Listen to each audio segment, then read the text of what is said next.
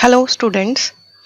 In the last video we discussed about the capacitor and capacitance, the basic facts about the capacitor, what is the capacitor, principle of capacitor, its unit, and the basic things about the capacitor. In this video we are going to derive the expressions for capacitance of capacitor in different cases. So we are just going through the chapter further. First of all, we are starting the topic with capacity or capacitance of a single spherical conductor. Students, a single conductor can also be considered as a capacitor. ये ज़रूरी नहीं है अभी capacitor है तो दो plates ही होनी ज़रूरी है, एक सिंगल कंडक्टर भी जो है वो चार्ज को स्टोर कर सकता है, तो एक सिंगल कंडक्टर को भी हम कैपेसिटर कह सकते हैं by assuming the other plate at infinity. We just assume कि जो सेकंड प्लेट है वो इन्फिनिटी पे है, तो एक कंडक्टर को भी हम कैपेसिटर कह सकते हैं. तो इस टॉपिक में हम लोग एक स्फेरिकल कंडक्टर, एक स्फीयर की शेप में जो एक सिंगल कंडक्टर है उसकी कैपेसिटेंस हम लोग यहाँ पे फाइंड आउट करेंगे. तो उसके लिए हम लोगों ने यहाँ पे एक स्फीयर जो है वो कंसिडर की है, एक स्फीयर जिसका रेडियस r है और उसके सरफेस पे हमने कोई भी q चार्ज जो है वो प्रोवाइड किया. और जब भी हम कोई चार्ज प्रोवाइड करेंगे कंडक्टर को, वो उसके सरफेस पे यूनिफॉर्मली डिस्ट्रीब्यूट हो जाएगा. क्योंकि हम लोगों ने प्रॉपर्टीज में पहले पढ़ा था, बिहेवियर ऑफ कंडक्टर की प्रॉपर्टीज पढ़ी थी कि कोई भी जो चार्ज है वो सरफेस पे एग्जिस्ट करता है, तो सरफेस पे जो चार्ज है वो यूनिफॉर्मली डिस्ट्रीब्यूट हो जाएगा. तो हमने यहाँ पे दो चीजें सपोज की हैं. वन इज की जो रेडियस है स्फीयर का वो r है और हमने कोई भी जो q चार्ज है वो स्फीयर को प्रोवाइड किया. हमने यहाँ पे एक कैपेसिटेंस का एक्सप्रेशन जो है वो फाइंड आउट करना है.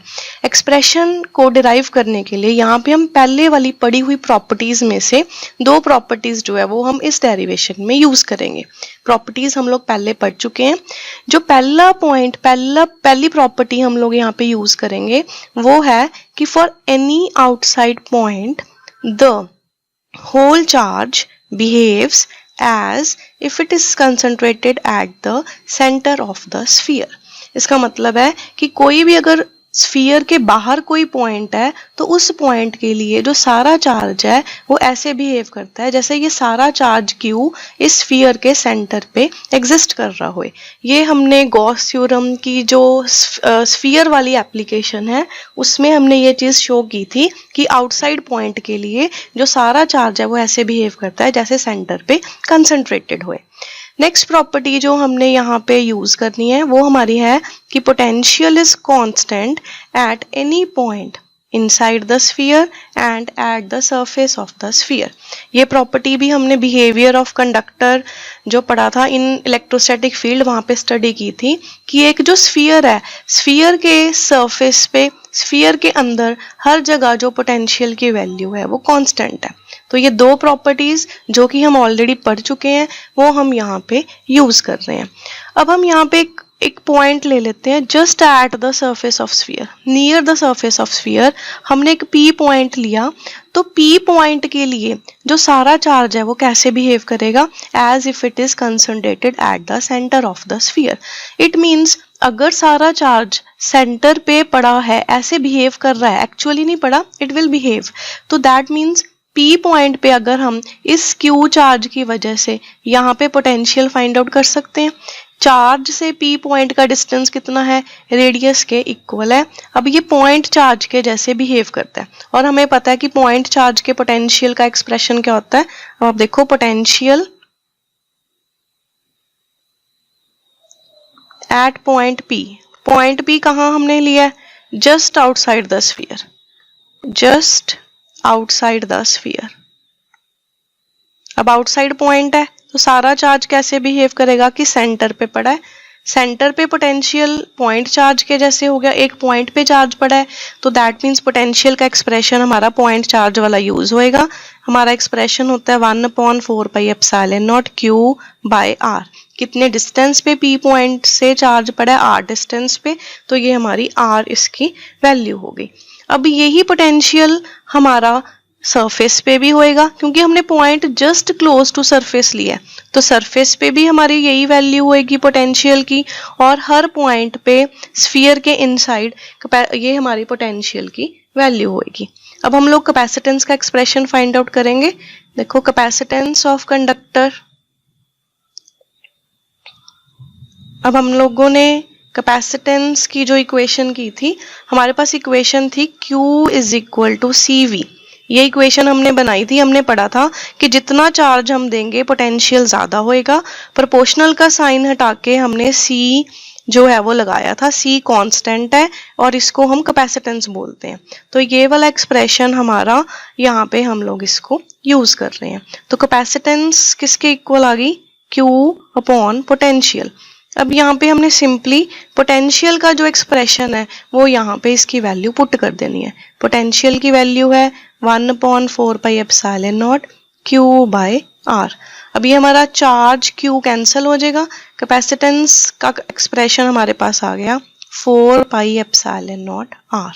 तो ये this is the expression for capacitance due to a single spherical conductor. Clearly the expression the capacitance is directly proportional to radius. 4 pi epsilon not is constant, तो जितना हमारे पास रेडियस स्फीयर का ज्यादा होएगा उतनी उसकी कैपेसिटेंस भी ज्यादा होएगी। Now students, in the beginning of the unit we have discussed that earth is also a conductor. Earth is also a conductor, that means earth की भी कुछ कैपेसिटेंस होएगी और अर्थ एक स्फीयर है। हमने यहाँ पे स्फीयर की कैपेसिटेंस फाइंड आउट की है, एक स्फेरिकल कंडक्टर की कैपेसिटेंस फाइंड आउट की है। अर्थ कंडक्टर भी है और स्फेरिकल भी है, दैट मीन्स यही जो एक्सप्रेशन है वो अर्थ की कैपेसिटी के लिए भी हम लोग यूज कर सकते हैं। तो इसी एक्सप्रेशन को यूज करते हुए हम लोग अर्थ की जो कैपेसिटी है या कैपेसिटेंस है उसको हम यहाँ पे फाइंड आउट करेंगे। तो capacity of earth, capacitance of earth हम यहाँ पे फाइंड आउट करते हैं। यही एक्सप्रेशन हमने यूज किया। Now you all know that 1/4 pi epsilon not की वैल्यू कितनी होती है, आप सबको पता होगा, इट इज 9 × 10⁻⁹। तो यहाँ पे 4 पाई एप्सिलॉन नॉट है तो उसको मैंने पुट कर दिया 1/9 × 10⁻⁹। और अर्थ का रेडियस दैट इज 6400 किलोमीटर, और किलोमीटर को हम यहाँ पे मीटर में चेंज करेंगे। किलोमीटर को हमने यहाँ पे मीटर में चेंज किया, 1000 मीटर से उसको मैंने मल्टीप्लाई कर दिया। And when we solve it, it comes out to be 711 microfarad. ये वैल्यू है अर्थ की कैपेसिटेंस की। अर्थ की जो कैपेसिटेंस होती है वो 711 माइक्रोफैरेड है। नाउ जस्ट सी, जो अर्थ है that is quite a big sphere. Earth का रेडियस कितना है? 6400 किलोमीटर। तो इतने बड़े रेडियस के लिए जो कैपेसिटेंस आई है वो हमारी माइक्रोफैरेड में आई है। दैट मीन्स यहाँ से ये शो होता है कि जो फैरेड है वो बहुत बिग यूनिट है, कि farad is too big unit for capacitance. Capacitance के लिए फैरेड जो है वो एक बहुत बड़ा यूनिट है। जनरली जो हम कैपेसिटर्स मार्केट में अवेलेबल होते हैं, कमर्शियली अवेलेबल होते हैं, जो कैपेसिटेंस है वो या तो माइक्रोफैरेड में हम एक्सप्रेस करते हैं या पाइकोफैरेड में। पाइकोफैरेड, माइक्रोफैरेड मीन्स 10⁻⁻6 फैरेड और पाइकोफैरेड होता है 10⁻⁻12 फैरेड। तो जो कैपेसिटर्स हैं वो इस रेंज में अवेलेबल होते हैं। जो फैरेड यूनिट है that is a very big unit of capacitance, क्योंकि अर्थ एक बहुत बड़े स्फीयर के लिए भी जो कैपेसिटेंस है वो हमारी माइक्रोफैरेड में ये हमारी वैल्यू आई है। So this was about the capacitance of a single spherical conductor. Single spherical conductor के लिए हमने ये वैल्यू जो है वो कैपेसिटेंस की वैल्यू यहाँ पे फाइंड आउट की है, और यही चीज हमने अर्थ की कैपेसिटेंस फाइंड आउट करने के लिए एक्सप्रेशन को यूज करके it comes out to be the value of the earth's capacitance. Now अब हम लोग पैरेलल प्लेट कैपेसिटर की कैपेसिटेंस जो है वो यहाँ पे हम लोग फाइंड आउट करेंगे। हमारा जो नेक्स्ट टॉपिक है, we are going to find capacitance of a parallel plate capacitor, क्योंकि आपको मैंने पहले बोला था इस चैप्टर में हम लोगों ने मेनली जो है पैरेलल प्लेट कैपेसिटर को यहाँ पे हम लोगों ने डिस्कस करना है। तो पैरेलल प्लेट कैपेसिटर की कैपेसिटेंस हम फाइंड आउट करेंगे। इसके लिए हमारे पास दो टॉपिक्स आएंगे। एक टॉपिक आएगा कि जब दो प्लेट्स में एयर है, एक टॉपिक आएगा कि जब दो प्लेट्स में डाइलेक्ट्रिक है, कोई भी एक डाइलेक्ट्रिक के लिए। पहले हम एयर के लिए वैल्यू फाइंड आउट करेंगे और फिर डाइलेक्ट्रिक के लिए। पहले सिंपल एक्सप्रेशन है कि जब एयर है, जब कुछ नहीं मेंशन कि कोई मीडियम है, दैट मीन्स इट्स अंडरस्टूड कि दो प्लेट्स के बीच में एयर जो है वो एग्जिस्ट कर रही है। तो यहाँ पे हम दो प्लेट्स लेते हैं, दो पैरेलल मेटालिक प्लेट्स। एक पे क्यू चार्ज है पॉजिटिव, कैपेसिटर यही अरेंजमेंट है कि दो पैरेलल प्लेट्स जिन पे equal and opposite charges present होंगे। तो एक प्लेट पे हमारा प्लस क्यू चार्ज है, दूसरी प्लेट पे माइनस क्यू चार्ज है। ये हमारा कैपेसिटर हो गया। प्लेट्स में हम सपोज करते हैं कि जो डिस्टेंस है वो d है, और जो प्लेट्स का एरिया है हम सपोज करेंगे भी एरिया ऑफ प्लेट्स हमारे पास a है, डिस्टेंस बिटवीन टू प्लेट्स हमारे पास d है। डिस्टेंस बिटवीन प्लेट्स को हमने स्मॉल d से डिनोट किया। One thing more, although the total charge on capacitor, एक प्लेट पे चार्ज प्लस क्यू है, एक पे माइनस क्यू है, तो टोटल चार्ज जीरो हो गया। लेकिन हम जीरो नहीं कहते, charge on capacitor is taken Q, जो पॉजिटिव वाली वैल्यू है Q is said to be the charge on the capacitor. तो अब क्यू इस पे चार्ज है कैपेसिटर पे, डी प्लेट्स के बीच में डिस्टेंस है, ए प्लेट्स का एरिया है। अब इस प्लेट्स के अंदर इलेक्ट्रिक फील्ड एग्जिस्ट करेगा, इलेक्ट्रिक फील्ड एग्जिस्ट करेगा पॉजिटिव टू नेगेटिव। और हमने पिछली वीडियो में इसके लिए एक्सप्रेशन वहां पे हमने डिस्कस किया था भी, इनसाइड इलेक्ट्रिक फील्ड कितना होता है inside the capacitor, electric field inside the capacitor E is given by, हमारा एक्सप्रेशन होता है सिग्मा बाय एप्सिलॉन नॉट। ये हमने लास्ट वीडियो में डिस्कस किया था। ये एक्सप्रेशन कहाँ से आया, it is sigma by epsilon naught. हाँ जी, सिग्मा यहाँ पे क्या होता है, what is sigma here, sigma is surface charge density, surface charge density. और सरफेस चार्ज डेंसिटी क्या होता है, सिग्मा किसके इक्वल होता है, it is charge upon area. Sigma हमारे पास चार्ज अपॉन एरिया के इक्वल होता है। तो this implies we can write electric field as, electric field की वैल्यू है sigma upon epsilon not. Sigma को मैंने पुट किया charge upon area, epsilon not ये हमारे पास इलेक्ट्रिक फील्ड आ गया। नाउ लास्ट चैप्टर में बच्चे हमने एक रिलेशन किया था, E is dV by dr। जो r है वो दो सरफेसेस का डिस्टेंस होता है। तो अगर हमें पोटेंशियल चाहिए हुए कि कैपेसिटर में कितना पोटेंशियल है, तो E इंटू डी आर क्या होता है, दो सरफेसेस में डिस्टेंस। यहाँ पे दो प्लेट्स में डिस्टेंस कितना है, स्मॉल d है, दैट मीन्स V का ये एक्सप्रेशन यहाँ पे यूज हो सकता है। इलेक्ट्रिक फील्ड हमें पता है, डी डिस्टेंस हमें पता है कि प्लेट्स में कितना डिस्टेंस है, और हमें पोटेंशियल चाहिए, तो we can use this expression.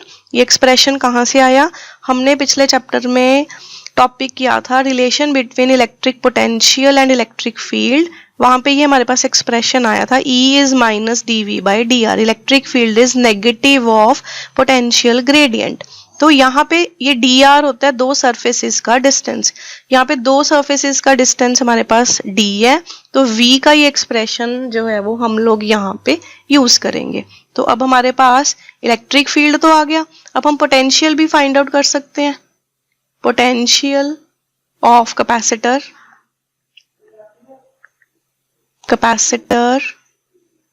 Potential हमारे पास आएगा ई डी, हमने ये एक्सप्रेशन यूज करना है। एक्सप्रेशन मैंने आपको बताया कहाँ से हमने ये इसको यूज किया। ई की वैल्यू को पुट करेंगे, charge area epsilon not D, ये हमारे पास पोटेंशियल आ गया।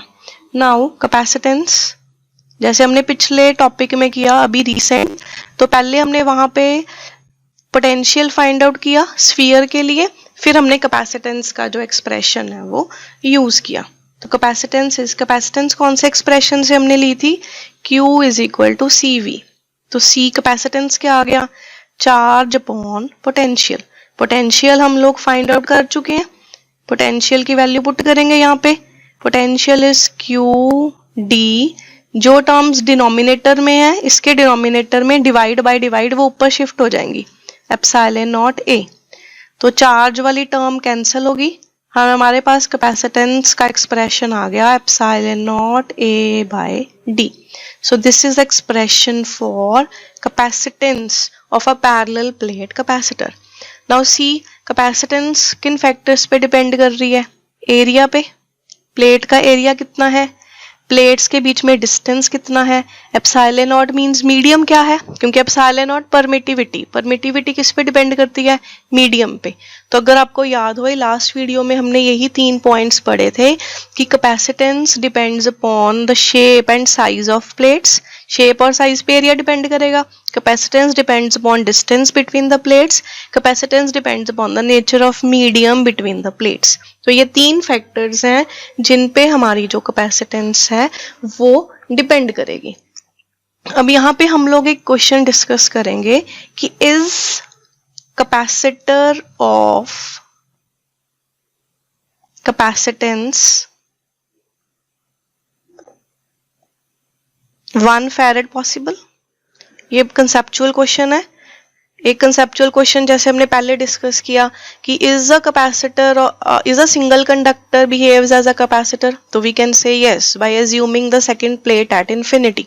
तो ये इसी तरह से एक कंसेप्चुअल क्वेश्चन है, is capacitor of capacitance 1 farad possible. तो अब हम इसको डिस्कस करेंगे कि क्या ये पॉसिबल है कि कोई कैपेसिटर होए और उसकी कैपेसिटेंस 1 फैरेड हो सकती है। तो हम यही एक्सप्रेशन यूज करेंगे, C epsilon naught A by D। अब हमने कैपेसिटेंस की वैल्यू कितनी चाहिए, 1 फैरेड। D डिस्टेंस, जो हमारे पास कैपेसिटर्स अवेलेबल होते हैं मार्केट से, तो कैपेसिटर्स की प्लेट में जो डिस्टेंस होता है वो इसी ऑर्डर का होता है, अबाउट मिलीमीटर। D हमने ले लिया 1 मिलीमीटर। एप्सिलॉन नॉट की वैल्यू आप सबको पता है, it is 8.85 10⁻⁻12। When we put these values here, capacitance को हमने 1 फैरेड पुट कर दिया, D को हमने 1 mm पुट कर दिया, एप्सिलॉन नॉट की वैल्यू पुट कर दी और एरिया हम लोग यहाँ पे फाइंड आउट करेंगे। तो you know area comes out to be 10⁻9 metre square. It means जो कैपेसिटर है वो अगर इतना एरिया चाहिए तो कैपेसिटर प्लेट जो है उसकी 30 किलोमीटर लेंथ और 30 किलोमीटर ब्रेड्थ होनी चाहिए। Capacitor plate should be 30 kilometer in length and breadth. So is it possible to having such a plate? तो answer is no. 30 kilometer in length and breadth. So we can say capacitor of capacitance 1 farad is not possible. हमने पहले भी discuss किया कि 1 farad बहुत big unit है, तो parallel plate के लिए भी हमने ये शो कर दिया कि अगर 1 फैरेड का कैपेसिटेंस हमें बनाना है तो प्लेट्स का जो एरिया है उसकी जो लेंथ और ब्रेड्थ है प्लेट्स की वो 30 किलोमीटर होनी चाहिए, तो which is not possible. So again we show here कि farad is a big unit और 1 फैरेड का कैपेसिटर पॉसिबल नहीं है। तो ये हमारे पास एक्सप्रेशन यहाँ पे हम लोगों ने फाइंड आउट किया पैरेलल प्लेट कैपेसिटर के लिए जिसमें एयर है और एयर जब फिल्ड है तो ये हमारे पास कैपेसिटेंस का यहाँ पे एक्सप्रेशन है।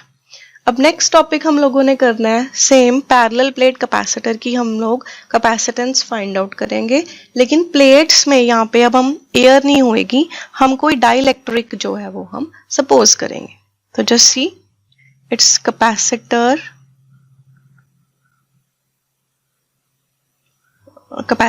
of parallel plate capacitor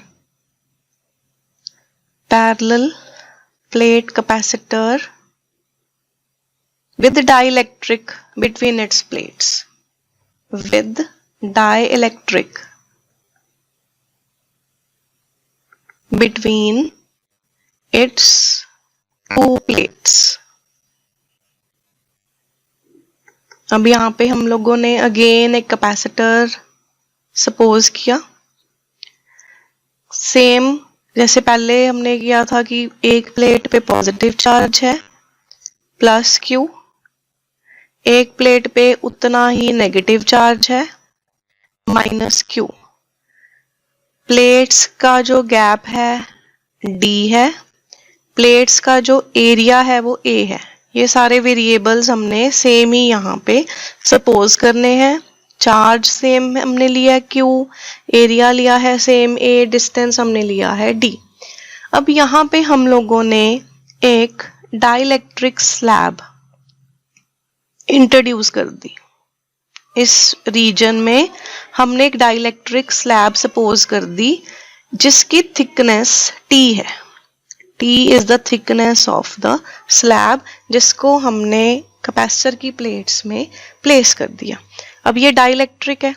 अब हम लोगों ने लास्ट वीडियो में डिस्कस किया था कि जब हम एक डाइलेक्ट्रिक को इलेक्ट्रिक फील्ड के अंदर रखते हैं तो एटम्स कैसे अरेंज होते हैं। एटम्स कैसे अरेंज होंगे, नेगेटिव चार्ज एक साइड पे, centre of positive charge opposite side पे, एटम्स की अलाइनमेंट हो जाएगी। This we have discussed earlier and we have studied कि अगर ये हमारा अप्लाइड फील्ड है ई नॉट, तो इसके अंदर एक फील्ड इंड्यूस हो जाएगा, ई इंड्यूस्ड। तो नेट फील्ड जो है वो डाइलेक्ट्रिक के इनसाइड नॉर्मल से कम हो जाता है, एग्जैक्टली कैंसिल होके जीरो नहीं होता कंडक्टर के जैसे, इफेक्ट जस्ट रिड्यूस होएगा और जितना फील्ड इंड्यूस हुआ है उतना हमारा जो फील्ड है इसके अंदर फील्ड हमारा बच जाएगा कुछ। ई आर हमने लिख लिया, ई आर या ई मीडियम आप लिख सकते हो, E R reduced field. Reduced field मतलब अंदर कितना फील्ड है, रिड्यूस्ड फील्ड कितना अप्लाई किया था हमने, इंड्यूस कितना हुआ है, इंड्यूस की डायरेक्शन ऑपोजिट है तो हमने अप्लाइड में से इंड्यूस्ड फील्ड हमने सब्ट्रैक्ट कर दिया। ये हमारा आ गया इलेक्ट्रिक फील्ड इनसाइड डाइलेक्ट्रिक। ये हमारा इलेक्ट्रिक फील्ड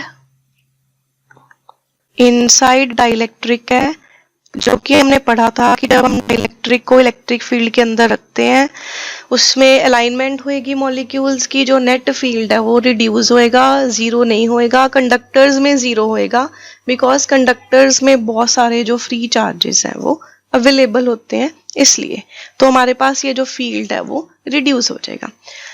अब कितना रिड्यूस होएगा, if you remember in the first chapter हम लोगों ने पढ़ा था अभी force in medium is force in air by K, dielectric constant. ये मीडियम में फोर्स क्या होती है, जितनी एयर में है अपॉन के डाइलेक्ट्रिक कांस्टेंट से हम उसको डिवाइड कर देते हैं। डाइलेक्ट्रिक किसी मीडियम का जो डाइलेक्ट्रिक कांस्टेंट है के से हम वहां पे डिवाइड कर देते हैं। अगर मैं यहाँ पे फोर्स को क्यू ई पुट कर दूं, charge electric field in medium, charge same है, electric field in air upon K, q cancels out, तो वी कैन से जो मीडियम में इलेक्ट्रिक फील्ड है या जो रिड्यूस्ड वैल्यू है इलेक्ट्रिक फील्ड की वो एयर में है अपॉन के क्या है, मीडियम का dielectric constant. Fine, you follow this point. हम लोगों ने ये शो किया अभी इलेक्ट्रिक फील्ड इनसाइड रिड्यूस होएगा। क्यों रिड्यूस होएगा, क्योंकि फील्ड इंड्यूस हुआ है जो इस ई नॉट के इफेक्ट को कम कर देगा।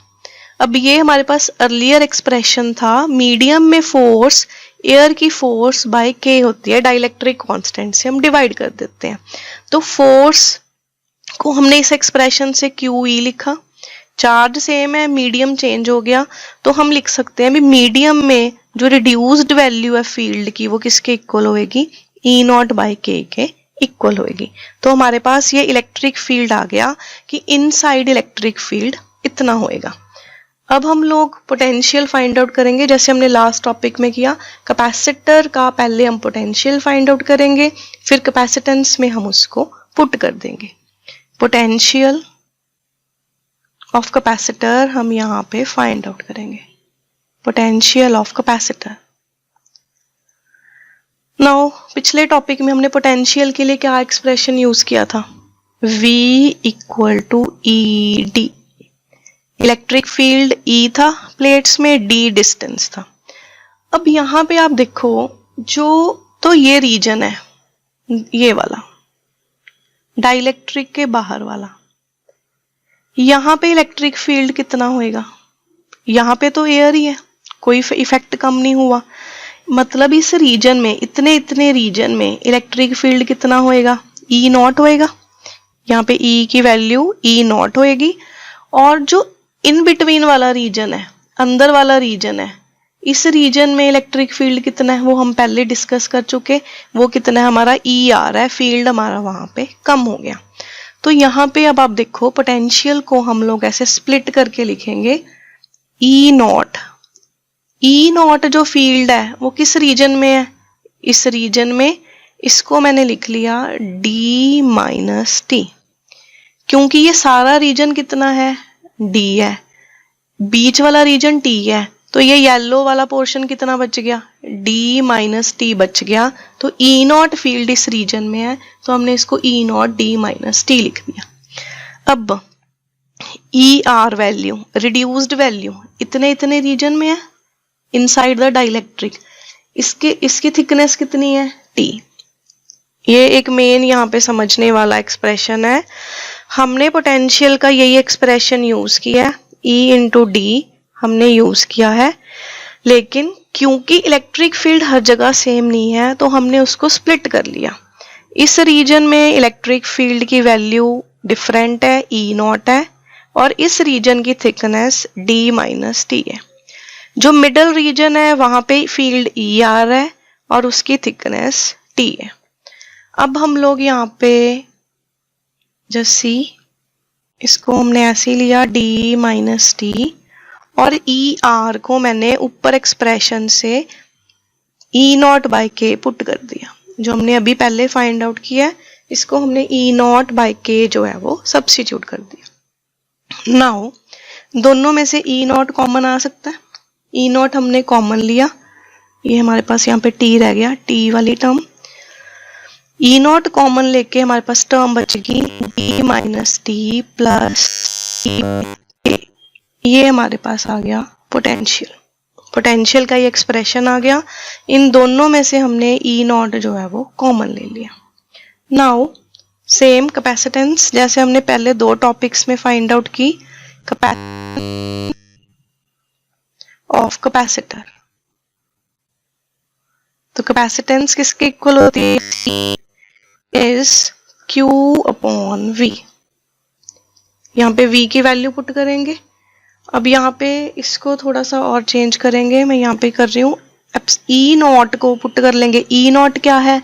जो ओरिजिनल इलेक्ट्रिक फील्ड है। ओरिजिनल इलेक्ट्रिक फील्ड कितना होता है? Sigma by epsilon not. बाकी टर्म ऐसा आ गई।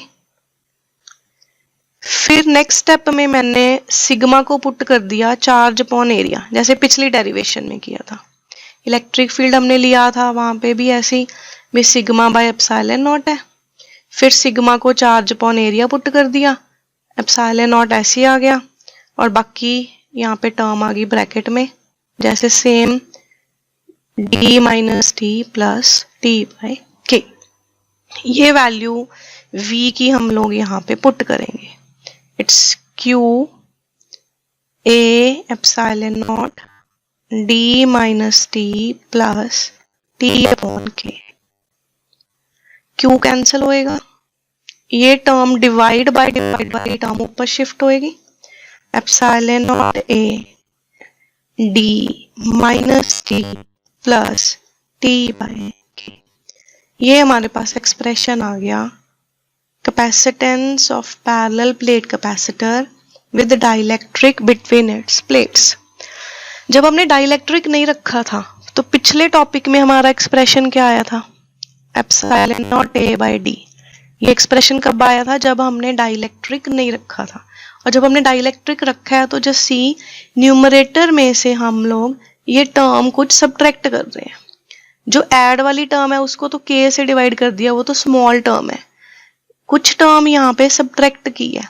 इसका मतलब अगर यहाँ पे हमारा डिनोमिनेटर कम हो रहा है तो C की वैल्यू पहले के कंपैरेटिवली एयर में जो कैपेसिटेंस है उसको मैंने सी नॉट लिख लिया, ये मीडियम की कैपेसिटेंस है, सी से मैंने जनरली इसको डिनोट किया, या सी मीडियम आप ले सकते हो जब मीडियम है डाइलेक्ट्रिक है तो क्लियरली अगर हम इन दोनों का कंपैरिजन करें, कंपेयर करें, तो जो मीडियम की कैपेसिटेंस है वो एयर की कैपेसिटेंस से क्या होएगी, ज्यादा। इसका मतलब जब हम डाइलेक्ट्रिक रखेंगे दो प्लेट्स के अंदर तो जो कैपेसिटेंस है वो इंक्रीज हो जाएगी, कैपेसिटेंस विल इंक्रीज अगर हम दो प्लेट्स में डाइलेक्ट्रिक रखते हैं तो। हम इसका यहाँ पे हम लोग एक स्पेशल केस डिस्कस करेंगे, स्पेशल केस कि अगर सारी स्पेस डाइलेक्ट्रिक से फिल हुए। अब यहाँ पे तो डेरिवेशन में तो हमने साइड्स पे कुछ स्पेस यहाँ पे खाली थी, डाइलेक्ट्रिक पूरे रीजन में हमने नहीं रखा था, तो स्लैब की थिकनेस टी थी जो कि डी से कम थी। अब अगर पूरे रीजन में डाइलेक्ट्रिक होएगा तो टी की वैल्यू डी के इक्वल हो जाएगी। अगर हमने पूरे रीजन में उसको इंट्रोड्यूस कर दिया, if we place dielectric in whole region between the plates,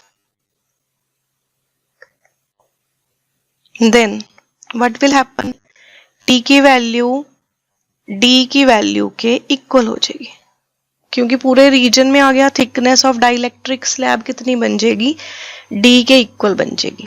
अब इस एक्सप्रेशन में हम लोग इस एक्सप्रेशन में T को हम यहाँ पे D के इक्वल पुट करेंगे, तो मीडियम में वैल्यू हमारी epsilon not A D minus, इसको मैंने D पुट किया, plus D upon K, K is dielectric constant, these D's cancel out, जो ये टर्म बच गई K ऊपर शिफ्ट हो जाएगा, डिवाइड बाय डिवाइड है, K epsilon naught A by D। Epsilon naught A by D किसकी वैल्यू है, एयर में कैपेसिटेंस की वैल्यू है। इट मींस मीडियम में कैपेसिटेंस अगर हमें डाइलेक्ट्रिक रखा है वो K टाइम्स एयर की कैपेसिटेंस के इक्वल हो गई। अगर डाइलेक्ट्रिक स्ट्रेंथ, डाइलेक्ट्रिक मीडियम जो है उसका डाइलेक्ट्रिक कांस्टेंट की वैल्यू जो भी K है, तो मीडियम में कैपेसिटेंस उसके K टाइम्स हो गई, तो जो कैपेसिटेंस है उतने टाइम्स हमारी यहाँ पे इंक्रीज हो गई अगर हमने प्लेट्स में डाइलेक्ट्रिक को इंट्रोड्यूस किया है तो। सो in this video we discussed about the capacitance of capacitor in 3 different cases. Thank you.